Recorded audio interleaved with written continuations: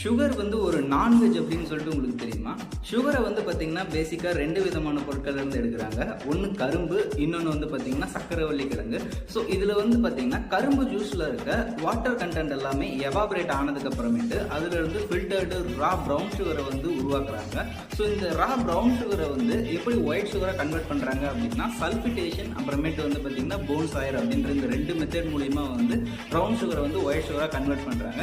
இந்த சல்ஃபிட்டேஷன் மெத்தடில் வந்து என்ன பண்ணுவாங்க அப்படின்னா சல்ஃபர் கேஸ், அப்புறமேட்டு வந்து பார்த்தீங்கன்னா லெமன், இது ரெண்டையும் யூஸ் பண்ணி ப்ரௌன் சுகரை வந்து பார்த்தீங்கன்னா ஒயிட் சுகரை கன்வெர்ட் பண்ணுறாங்க. இது வந்து பார்த்தீங்கன்னா உடல் உபாதைகளை வந்து ஏற்படுத்துறதுனால இது வந்து மேக்ஸிமம் யூஸ் பண்ண மாட்டாங்க. அடுத்ததாக யூஸ் பண்ணுற மெத்தட் தான் போன்சாயர் மெத்தட். இது வந்து என்ன பண்ணுவாங்க அப்படின்னா ஆடு, மாடு, அப்புறமேட்டு வந்து பார்த்தீங்கன்னா மற்ற ஒரு சில விலங்குகளோட எலும்புகளை ப்ரௌன் சுகரோட வச்சு எரிக்கிறதன் மூலியமா வந்து பார்த்தீங்கன்னா இந்த மாதிரி ஒயிட் சுகரை வந்து உருவாக்குறாங்க. இதுக்கு மேலே வந்து நான் வீகன் அப்படின்னு சொல்லிட்டு உங்கள் ஃப்ரெண்ட்ஸ் யாராவது சொன்னாங்க அப்படின்னா அவங்ககிட்ட நீங்கள் என்ன சொல்லணும் அப்படின்னா தெரியுது.